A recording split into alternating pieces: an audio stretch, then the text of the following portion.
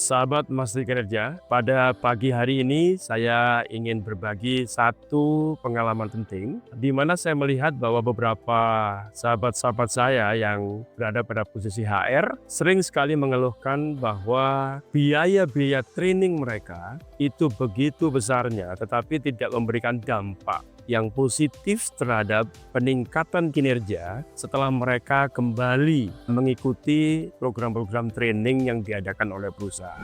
Oleh karena itu saya perlu berbagi bagaimana caranya agar kemudian seluruh program training itu menjadi jauh lebih efektif. Program training yang efektif itu perlu didasarkan pada apa yang saya sebut dengan training need analisis, analisa kebutuhan training. Kalau kita bicara tentang TNA, saya ingin berbagi bahwa ada 3 jenis TNA. Yang pertama adalah yang kita sebut dengan organizational TNA, analisa kebutuhan training level organisasi. Kapan itu perlu kita buat?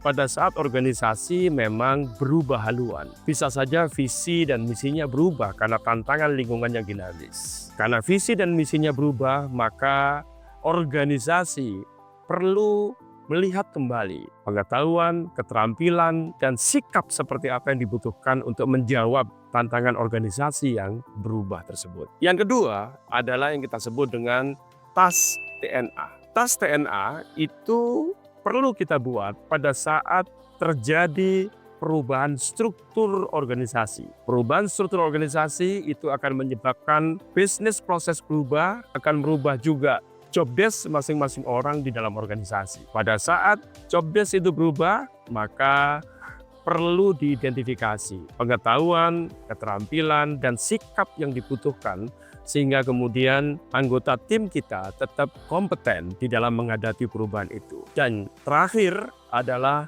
individual TNA. TNA level individu perlu kita lakukan terutama pada saat setelah selesainya proses yang saya sebut dengan performance evaluation. Melalui hasil-hasil performance evaluation, kita akan tahu apakah anggota tim kita itu memang membutuhkan keterampilan baru yang saya sebut dengan lack of capability, ataukah justru mereka membutuhkan coaching and counseling, berarti mereka sedang menghadapi yang saya sebut dengan lack of motivation. Dengan memahami 3 jenis TNA ini, TNA level organisasi, TNA level task atau pekerjaan, TNA level individu, maka organisasi bisa mengalokasikan anggaran pendidikan dan pelatihannya sehingga produktivitas kompetensi timnya itu akan jauh lebih baik.